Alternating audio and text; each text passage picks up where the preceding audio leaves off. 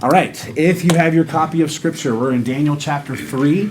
If this is the first time that you're with us on a Wednesday night, we're glad that you're here.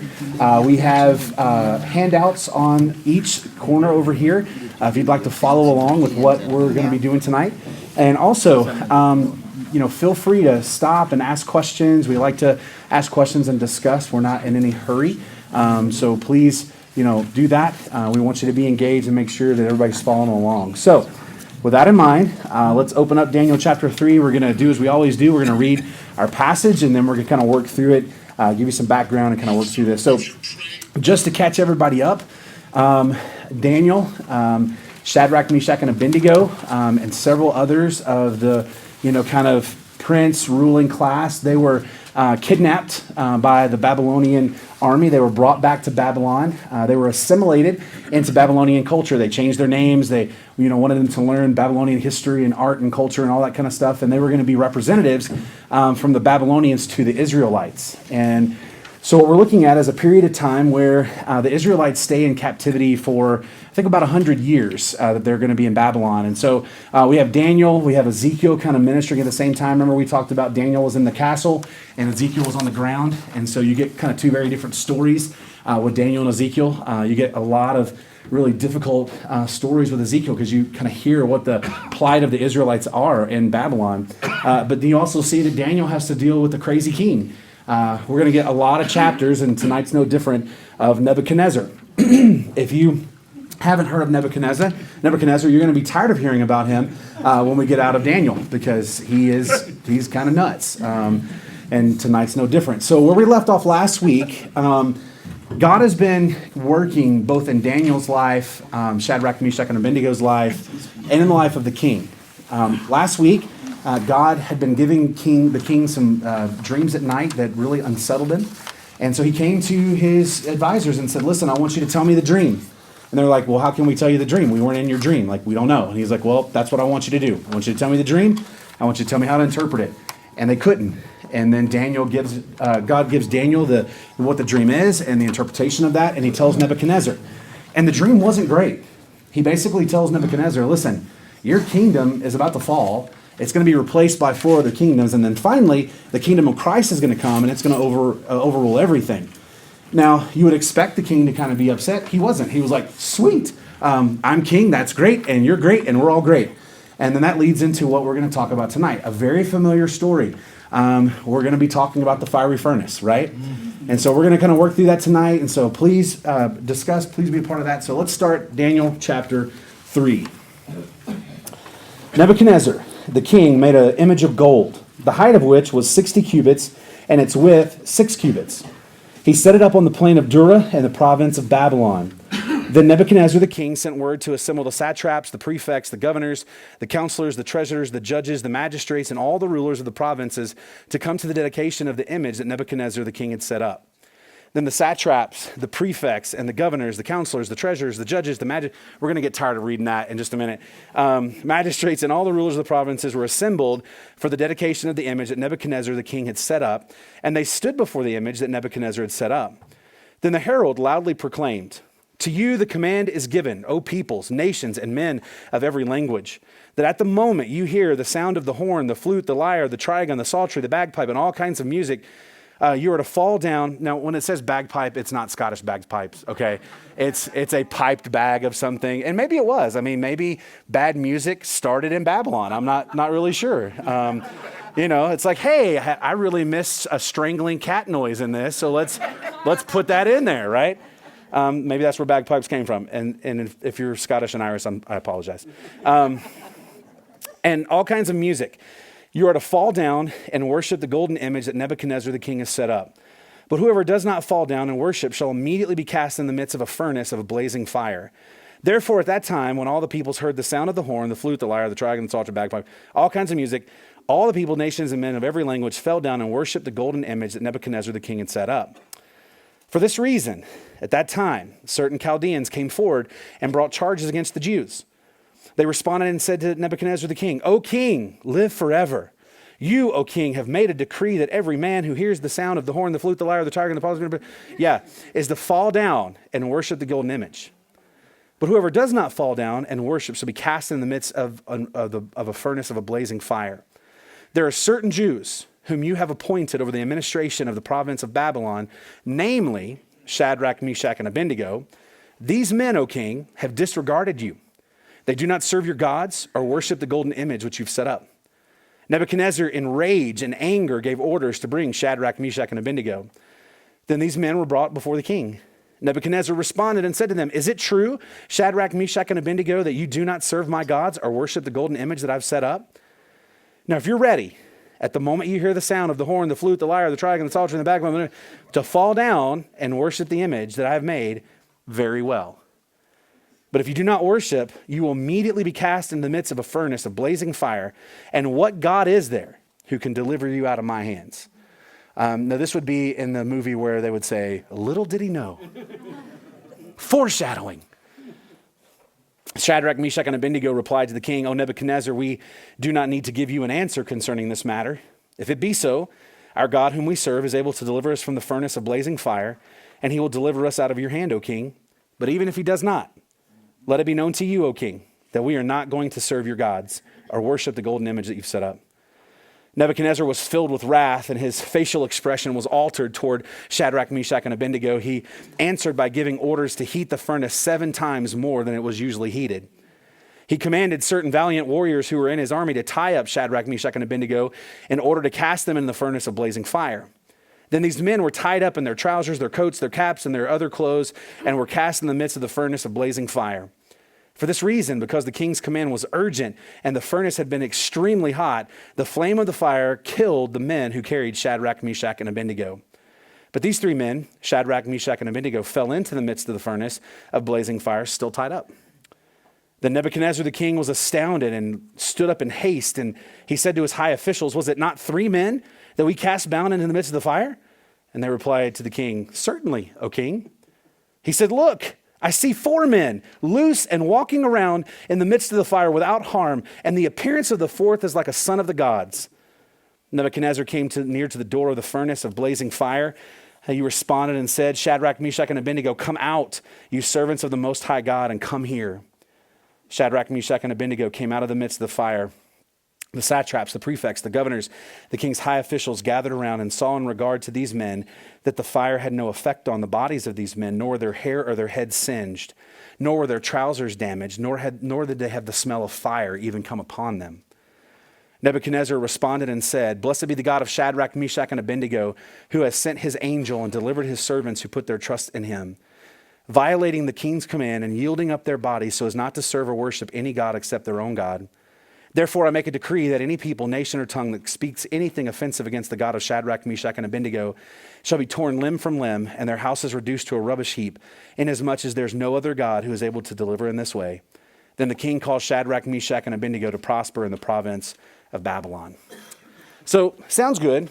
We'll see that it does all is not well, that ends well. But let's kind of look at where we start. So we come in, and one of the things that you need to see is Daniel's not mentioned in this chapter at all. A lot of people spill a lot of ink trying to figure out what Daniel was. And, like Daniel wasn't involved in this incident. Get over it. Yes, Daniel had wrote it. Yes, Daniel was there. But, so people spend a lot of time like, what was he doing? Was he sick? Was he away on business? Well, if God wanted us to know, he would tell us, right? What we're dealing with here is something that happened after the dream, and this is something that immediately happened after that, and so Daniel's not mentioned in this. But here's the thing. Isn't this a bit odd after what we saw in chapter 2? Like the king has this dream, and he wakes up, and he goes completely psycho, and here's what he says. If you don't tell me my dream, and you don't interpret my dream, I'm going to kill you, your families, and tear down your houses. Like this guy is not, playing with a full deck of cards, right? That's just how he is. And so then God shows up through Daniel. Daniel tells him his dream, interprets his dream, does all these kind of things. And he says, oh, praise be to God. This is so wonderful. And so here's the first response that he makes. I'm going to go make an image like what I saw in my dream, except I'm going to make the image of myself.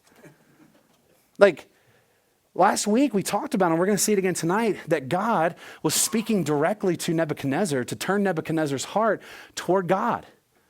Everything in the dream was to tell Nebuchadnezzar that you have what you have because God gave it to you. In fact, Daniel says that before he says the dream and before he interprets the dream. He says, listen, Nebuchadnezzar, you need to know you are a king of kings. You are, you have all these lands because God gave them to you. And Nebuchadnezzar's like, oh, I got lands, whatever. Like totally missed the point. So he has this dream where God says your kingdom's going to fall. And he's like, cool statue, bro. I think I'm going to do that. And so that's what he does. And so my question would be, why would this be your first thought? Like God speaks to you in a dream and it's interpreted and God tells you why he gave you the dream, that he's trying to help you understand the times and the seasons and the things that are coming so that you will turn to him. And your first thought is, nah, I think I'm going to make a statue. That's what he does. And here's the deal. The thing for me that doesn't make a whole lot of sense is, why make a statue of yourself? Wouldn't it make more sense to make an image of God? Because he just says in the last passage, there is no God like Daniel's God. There is no other God like Daniel's God because he understands dreams and he understands mysteries and he reveals them. And so there's no God like him. And so here's what he says. Okay, now I'm going to make an image from this dream. And so I'm going to make the image me. One of the things that we see here is there's room for only one God in Nebuchadnezzar's life. And who is that? Nebuchadnezzar. Because one of the things we talked about in this is Nebuchadnezzar really didn't worship all the gods of Babylon. In fact, he tried to kind of slide them out and push them away so that people would worship him. And so here's God revealing himself to this guy. And what this guy takes away from it is, yeah, cool, you're a God, but I'm a better God. And so he makes an image of himself. In fact, it's kind of interesting. Some people try to connect this to what Aaron did when Aaron made the golden calf, that, we're going to make this golden calf and we're going to worship God. That's not what Nebuchadnezzar's doing. He's not saying, hey, I'm going to make this, statue and I want you to worship the God of Daniel. No, I want you to worship me, right?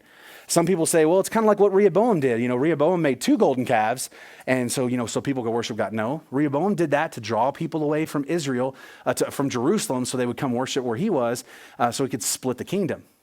It's not what this guy's doing. In fact, he basically was worshiping the only God in his life. He makes a God, a golden image similar to his dream, and here's what he does. It's a gold-plated likeness. And I love this. It's not solid gold. It's gold-plated. So it means it looks good on the outside, but it's hollow on the inside. It looks super valuable, but there's really nothing of value on the inside. Does that sound like anybody that we're talking about tonight? Sounds a lot like Nebuchadnezzar, right? On the outside, he looks great. On the inside, there's nothing going on. And I want you to listen to this. It's really crazy measurements that he does. So he has this super inflated opinion of himself. He's the King of Kings. He's the Lord of Lords. Now, what we find out is it's 60 cubits high and it's 6 cubits wide. So basically, it's kind of a 10-to-1 ratio. It's 90 feet high and 9 feet wide. Does that sound sturdy? 90 feet high and 9 feet wide? Yeah. So here's the deal. It could be seen from 15 miles away. But I will tell you, if he were in New Mexico, his engineering skills would be put to the test the first day that it would be put up, and it wouldn't have been standing very, very long, right?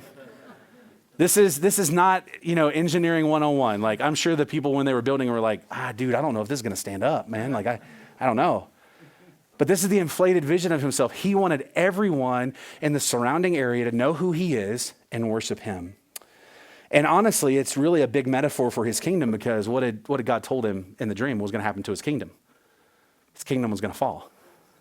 Wasn't going to last. So they build their little statue, and Nebuchadnezzar makes a decree. Now, what I find interesting, and I find these things and I love to kind of pull them out because they're interesting to me. So Nebuchadnezzar has to wait to make his decree until the statue's built.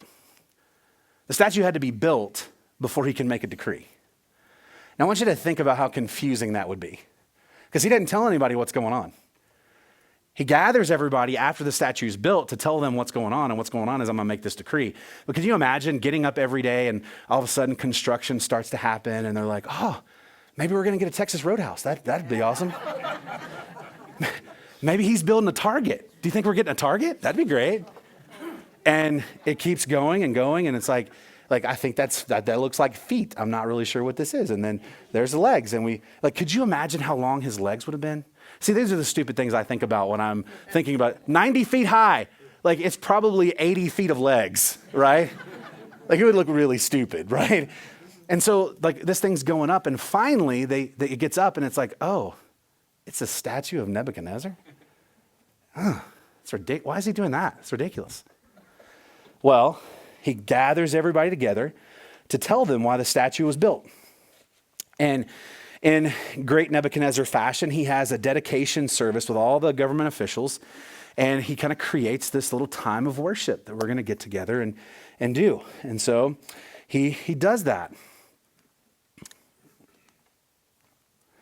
And so before we move on to that, he does that. And so one of the things that, I see here, it's kind of funny, is he has this dedication service together, and he basically, before he gets started, he has to put together the best worship band ever.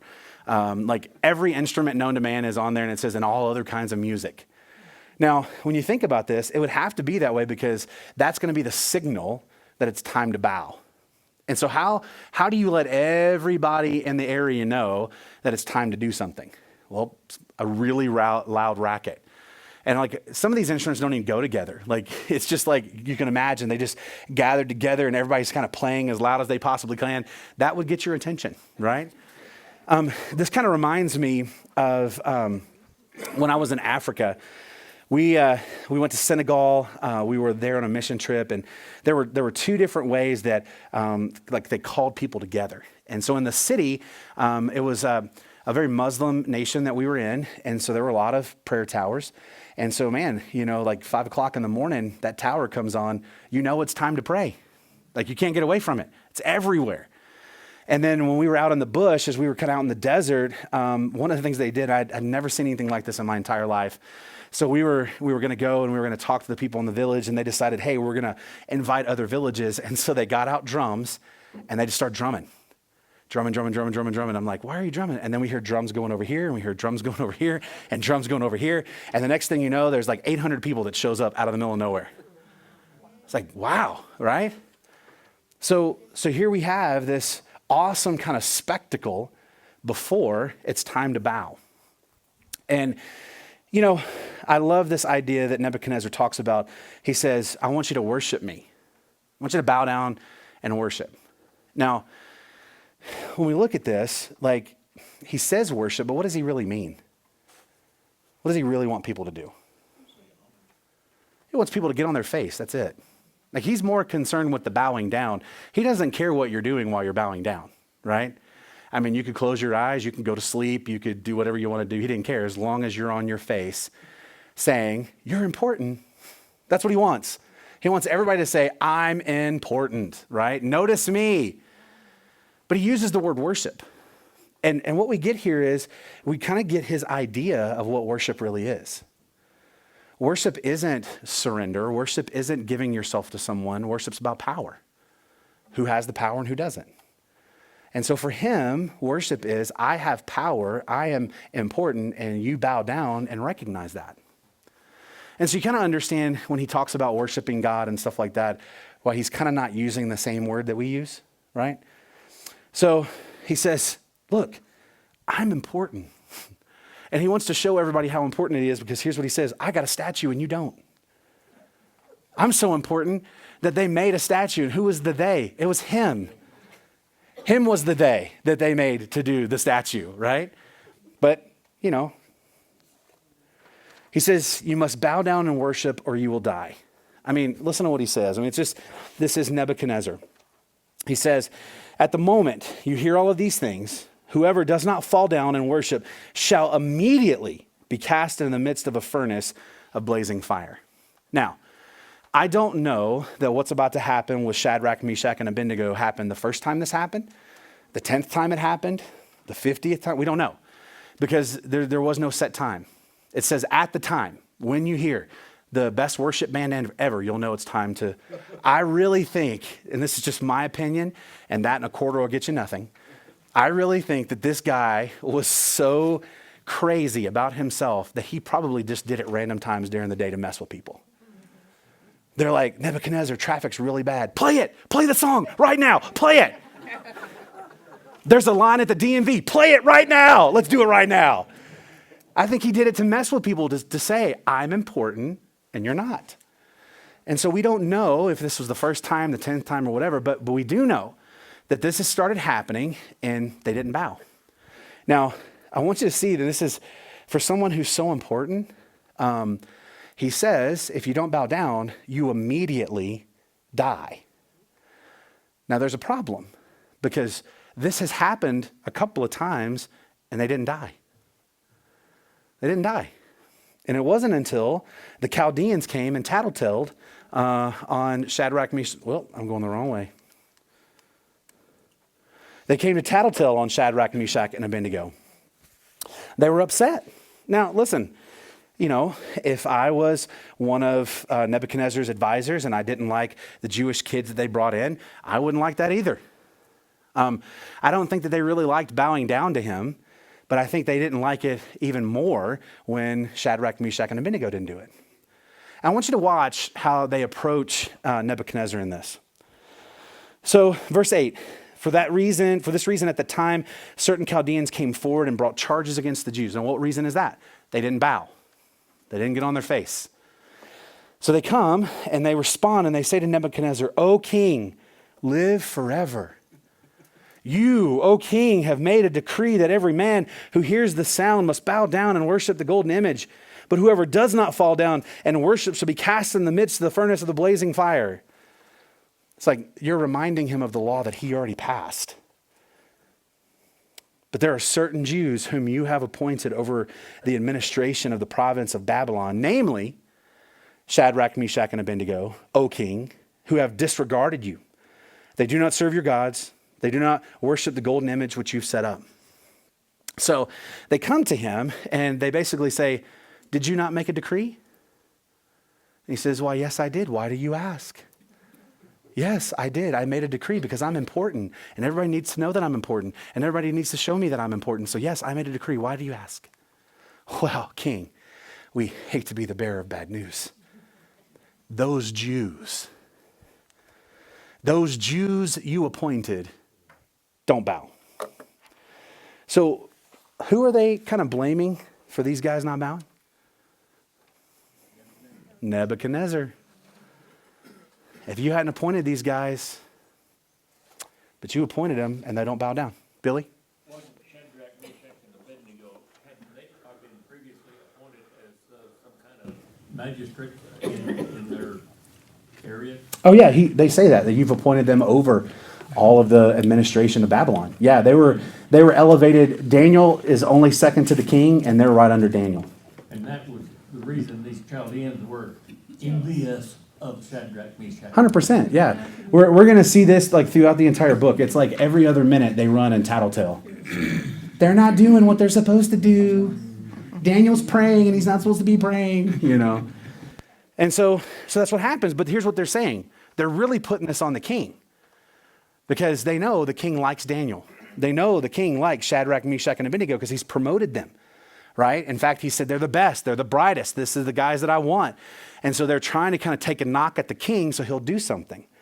Because they know, like, what happens when you have to build a statue to yourself to show everybody that you're important? If somebody questions your importance, what happens? People have to die, right? And so that's what happens. But they come to them and they say, listen, the Jews you've appointed didn't bow. Now, my question is, again, I think about crazy things. My question is, why didn't he know? Because when the music plays, everybody and their mama has to come outside and line up and bow down. Why didn't he know?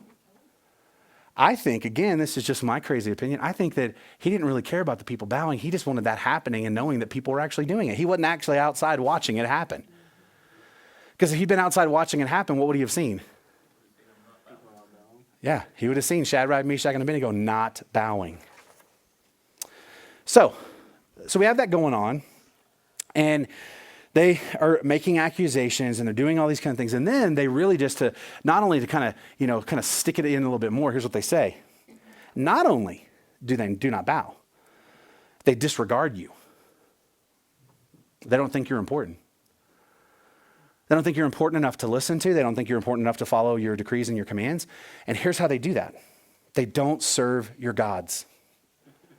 Now, like, Nebuchadnezzar gets really mad about this, but it's kind of like, well, no, duh. Like, they're Jews, man. They're not Babylonians. They don't serve your gods. Should not be surprising to you. And I really think what it is, it's, they don't serve your gods and they don't worship the golden image. Because remember, how many gods are there in Nebuchadnezzar's life?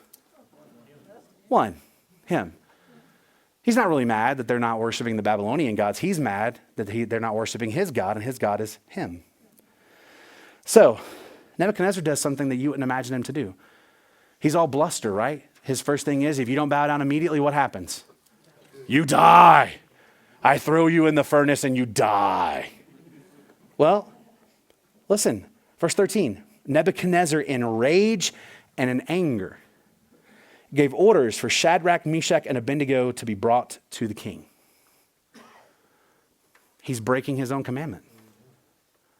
He has set this down in Babylonian law. This is a law. He is breaking the law. Why? Well, I think the reason that he does this is because, again, he likes them. He has seen God work through them. He has seen them do things that his trusted officials and magicians and conjurers and sorcerers and all the people can't do. Now, it says that he was enraged and confused. He was mad. And so he wants to get to the bottom of this. I think what happens is partly is, one, he likes them, but I think also partly is he just doesn't understand. Like, what's the big deal? I'm just asking you to bow down. What's the big deal? Like, I think he's kind of given in again here to say that this isn't really worship. I don't really care what you're doing. I just want you to bow down. And once you bow down, you're done. You can go on about your business. Why is this a big deal? Well, he's going to find out why this is a big deal. And it's not going to make a whole lot of sense to him. So he was enraged and confused, and he basically gives them another opportunity. Listen, if you guys will bow down right now, we're going to play the music again. And I got to think, like, this is just right up his alley. Oh, I get to do it again? This is the 8th time today. It's awesome. So we're going to do it again.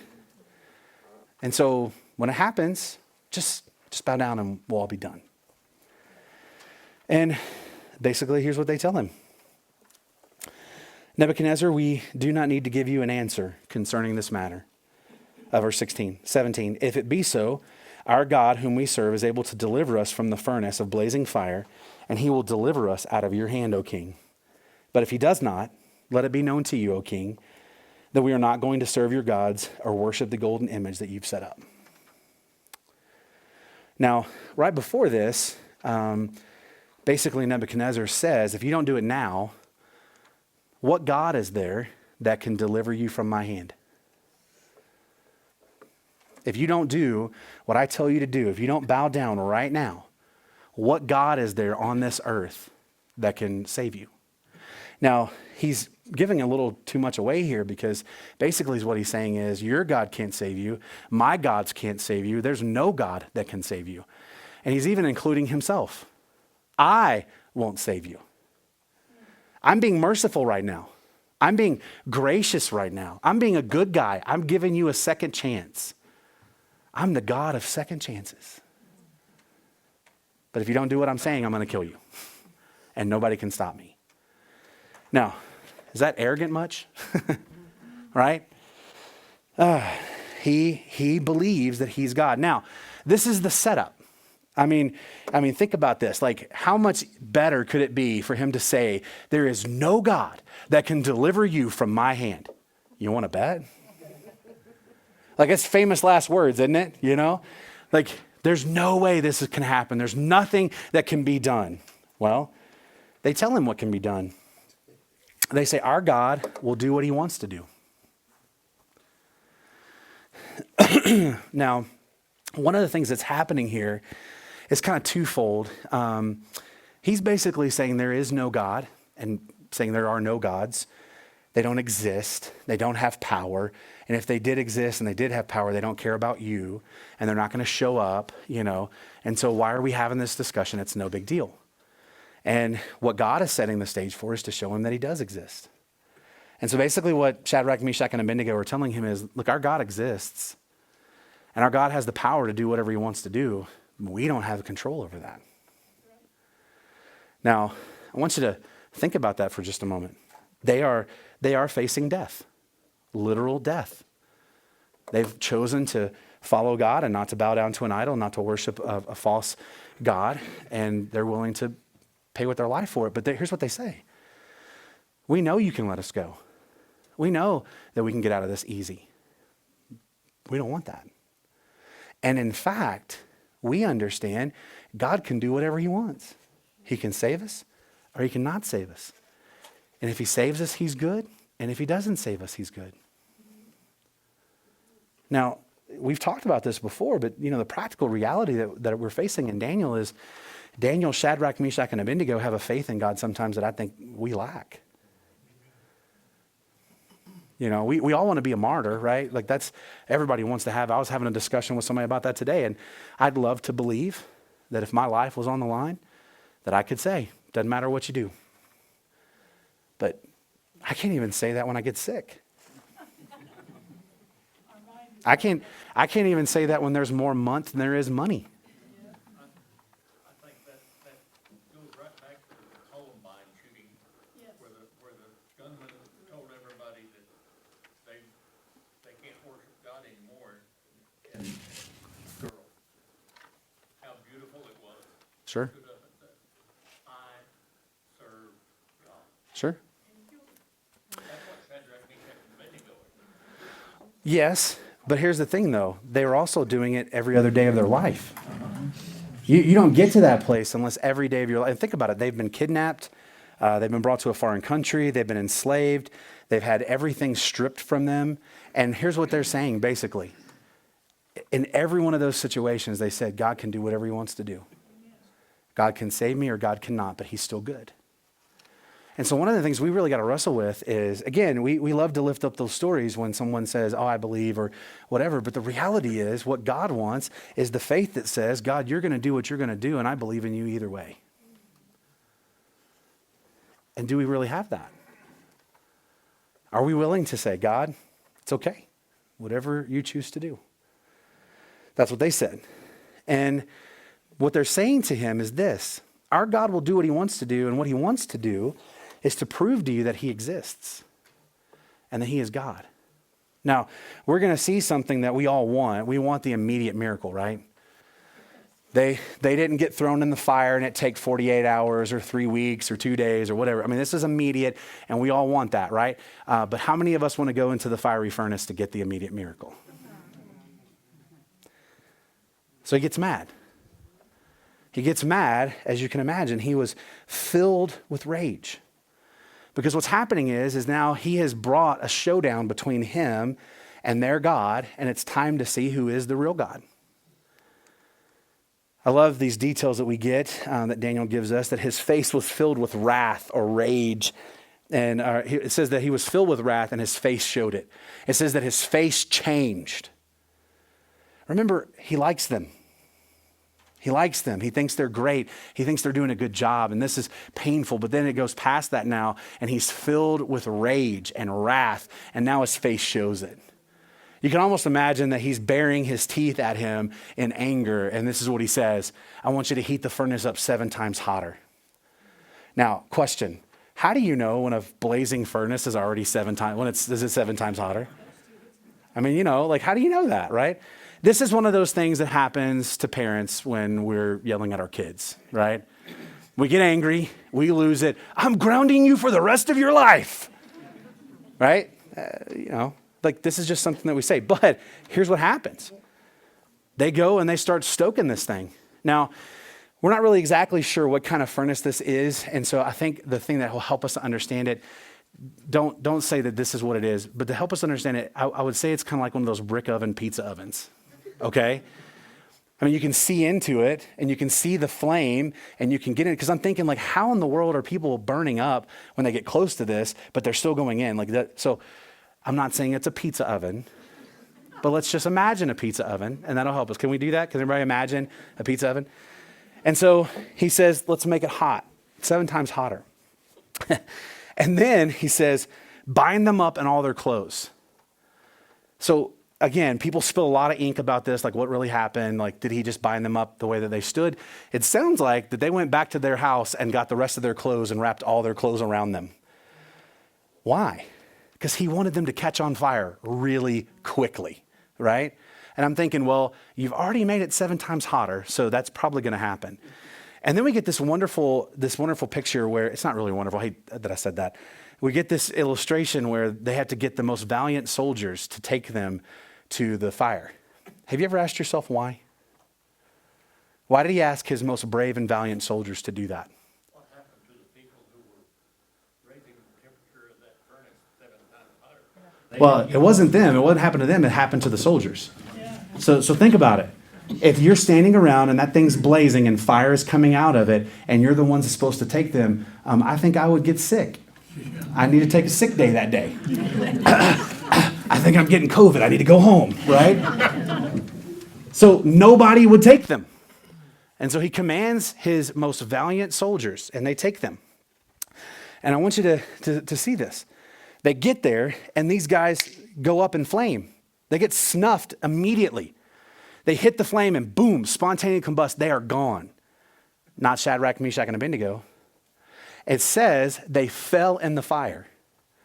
Now, again, our pizza oven analogy, I think what happened is like, oh, okay, well, we're supposed to be in the fire, so let's hop into the fire. They put themselves in the fire.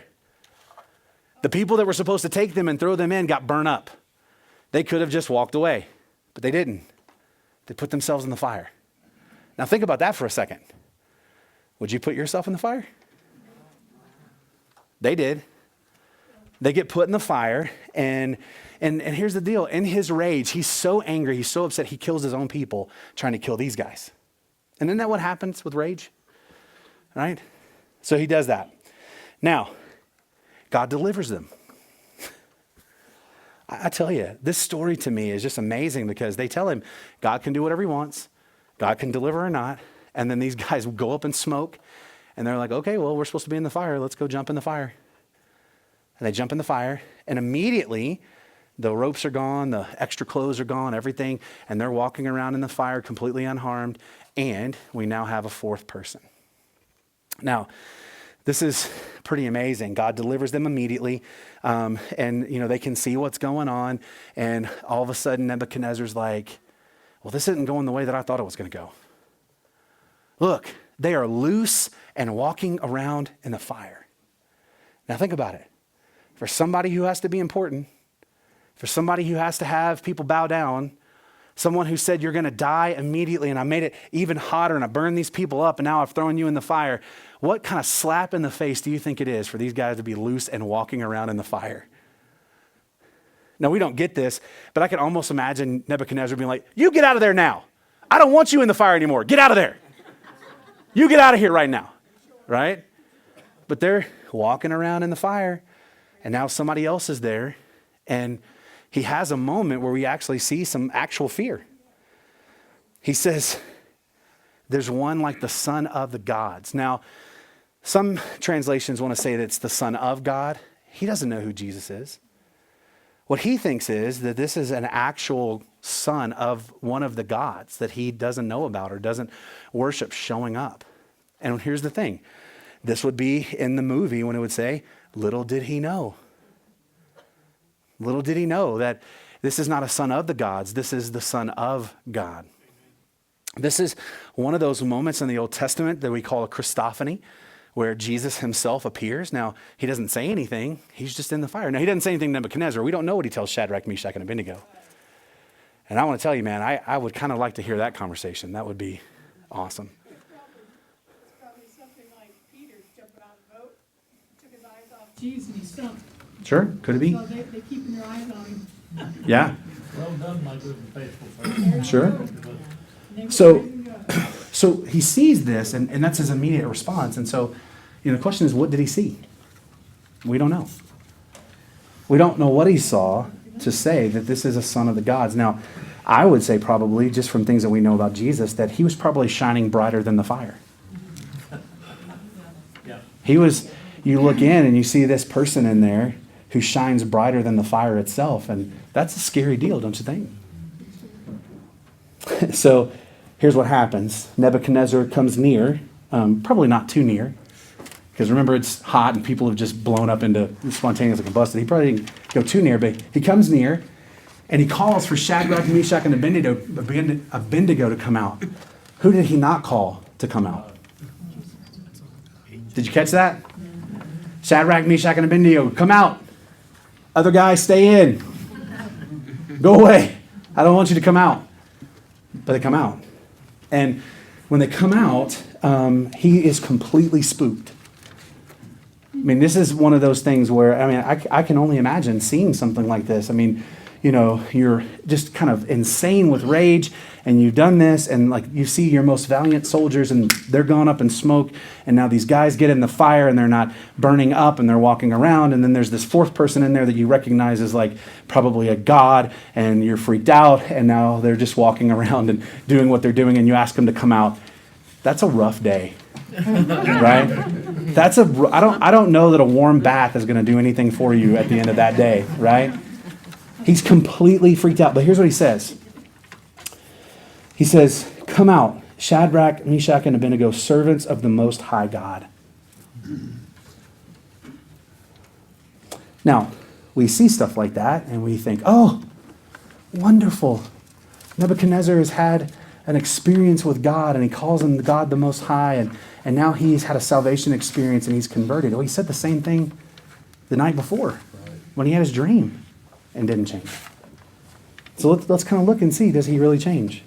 Well, he brings them out, and I love how the first people that run up to them are all the people that don't like him. The satraps, the governors, the treasurers, the blah, blah, blah, blah, blah, blah, blah. They run to see if they really were in the fire. I mean, how ridiculous do you have to be to watch somebody jump into a fire with your own eyes and be in that fire for an extended period of time? We don't know how long they were in there. We don't know how long they were in there. Now, here's the thing I like to think. Again, it's just my opinion. For this to really kind of take hold, how long do you think for you to see somebody in a fire not burning for you to be impressed?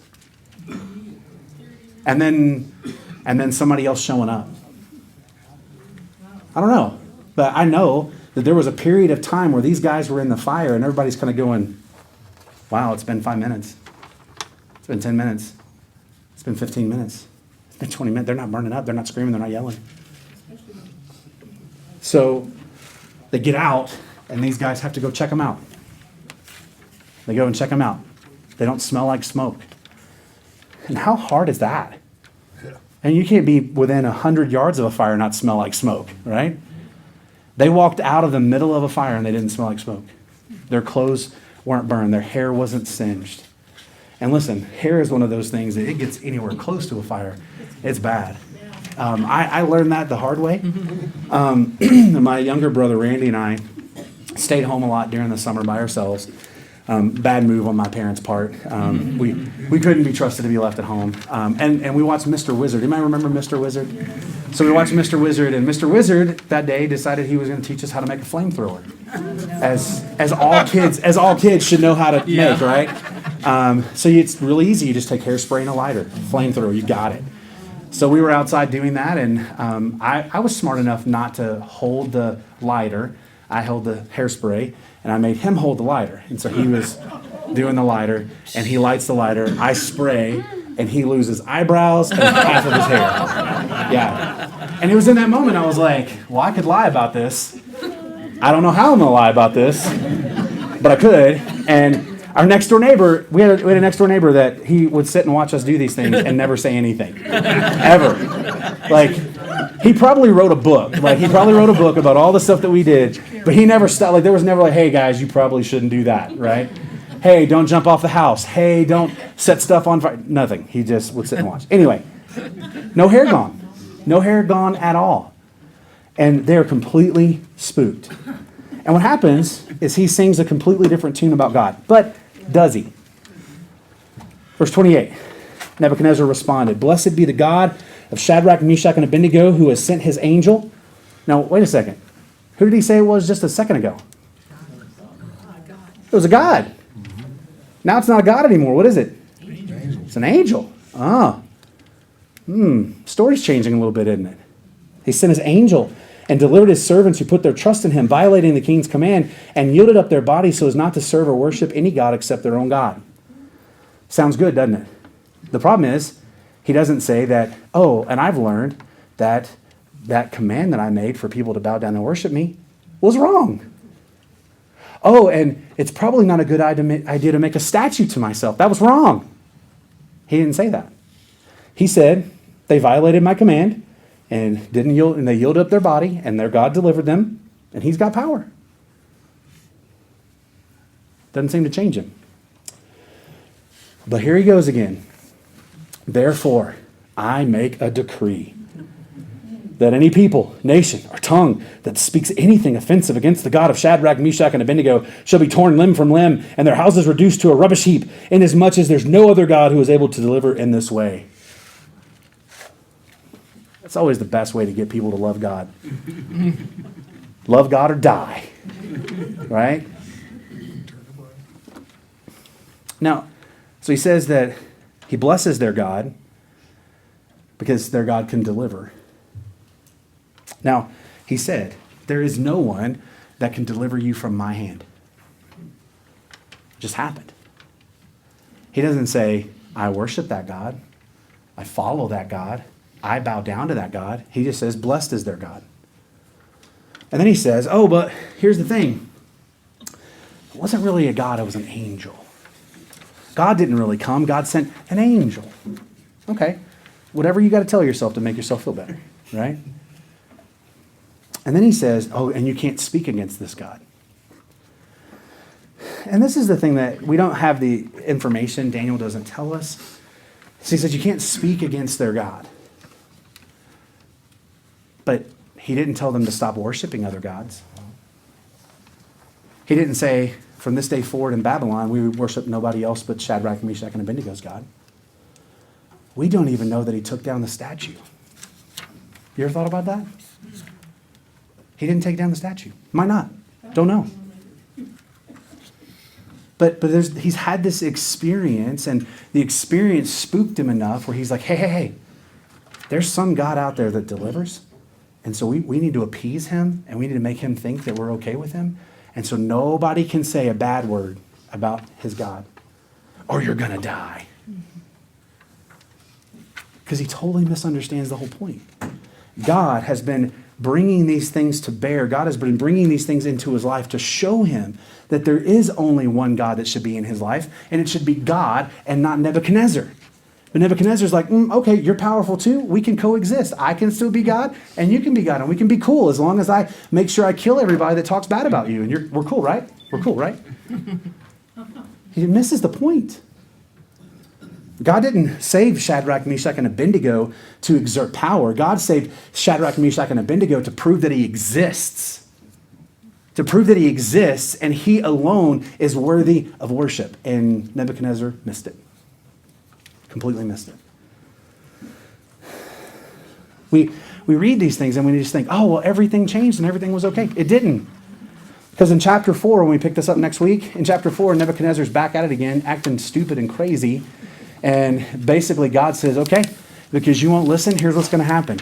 I'm going to turn you into a wild animal. You're going to live in the wilderness for 7 years. You're going to eat grass. You're going to run around like a cow eating grass for 7 years. And he had no idea. So we'll get to that. So any questions or comments before we go? I know it's a lot of information. Anything you guys want to ask or share? I hope that wasn't too confusing. Good? All right, going once, going twice. Here we go, let's pray. Father, thank you. Thank you for this time that we have together. We just pray that we would take hope in the fact that you are the only God who saves. You're the only God who delivers. And God, that we would place that trust in you, that no matter what happens, whatever you do in our life, if you save or you don't, if you change our circumstances or you don't, you're still good. You're still God. You're still in control. And so, Father, we pray that you would help us to take the wonderful truth of this story and share it in the world. It's in Jesus' name we pray. Amen.